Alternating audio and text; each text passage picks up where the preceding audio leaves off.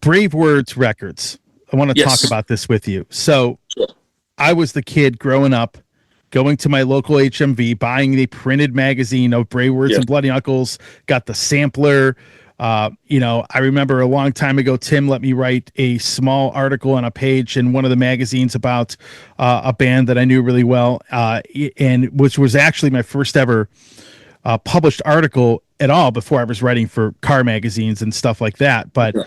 I grew up with Bravewords, man, and I'm actually surprised they didn't try to start a record label sooner. But I want to talk about that for a little bit. You know, you have Bravewords Records, you got some new, you got pretty cool, you got some really cool bands on that label. You just signed Aska, who's George is a buddy of mine. I love us.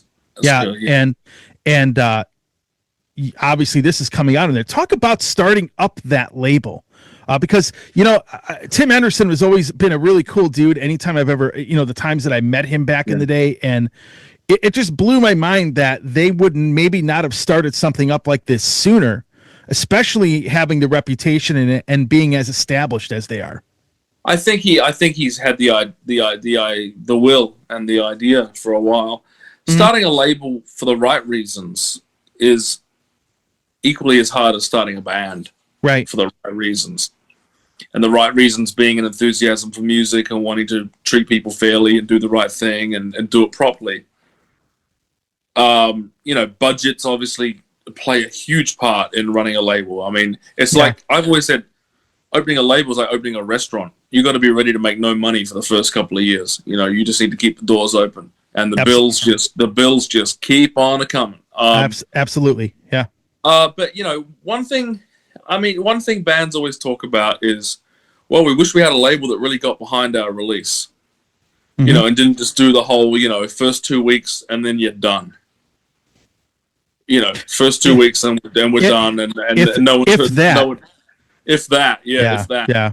They get the like a lot of labels, they'll hype it up, and as soon as it comes out, it's like that's it. It's like they ran out of money to pay the PR guy. They go, "We can afford you for 2 weeks." Yeah. Well, we have all that in house. Michael Brandvold is a great PR guy. Well, guess what? He's a partner in the label. Tim has one of the biggest hubs of heavy metal, hard rock news and information, and that's he's a partner in the label. Yeah. I'm involved in managing a number of international acts, and I'm a singer, and I'm so I can come from all different sides of the table in a way that I can relate to an artist as an artist.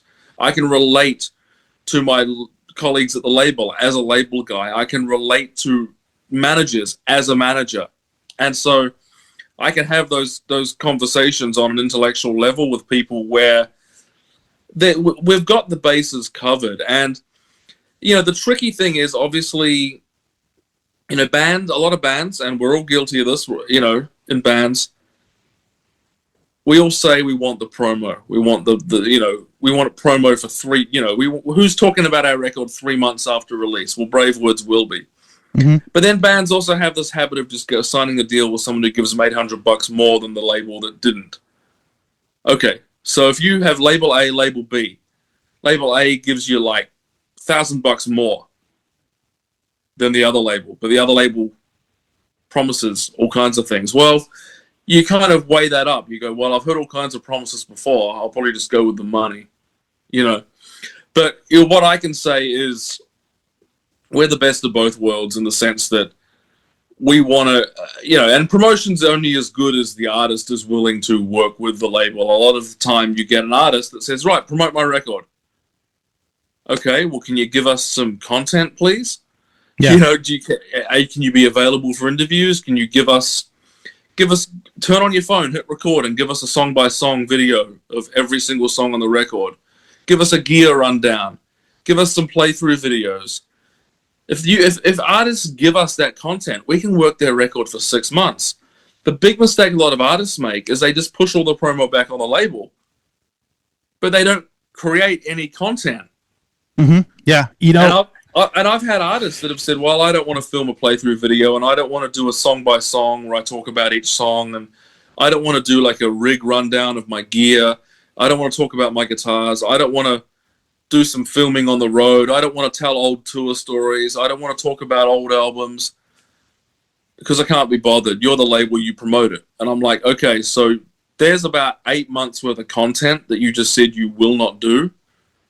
You know, so it really has to be a relationship where, you know, and I do wish a lot more artists would understand that, but that the more content they provide, the more it works. And I think things like Patreon and obviously, you know, I mean, the smaller degree Cameo has kind of educated a lot of artists in the sense that, hey, if you do get in front of that camera and make it, you know, make yourself a lot closer to the fans, it can, you know, reap rewards, whether it's saying happy birthday to someone for money or whether it's, you know, having content behind a paywall.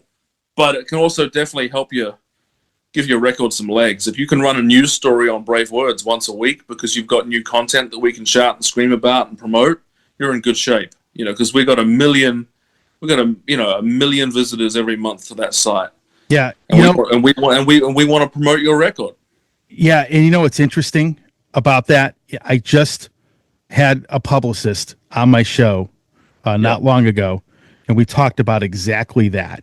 One of the biggest obstacles that he was telling me that he faced were people in bands that think, oh, because I sign up with a publicist or I have a label behind me, that's like the golden ticket and I don't have to work at all for anything. But the reality is they have to really probably step up their game even more. And that is a rut a lot of new bands that are inexperienced to run into. And I'm glad you brought that up. It's not even an experienced new bands. It's guys that have been in the game 50 years, 40 years. They can be, it's like dragging a horse to water. Yeah. And we all love our bands and we all love the guys in the bands and you just want them to do better. It's not like this is a criticism. You just go, wow, we want to do better for you. We want you to do better for you. We want to work together.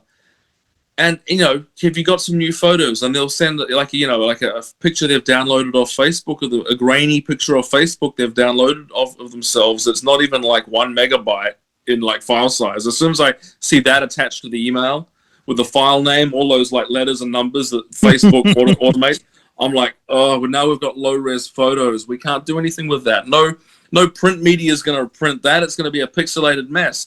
Please get some new photos done.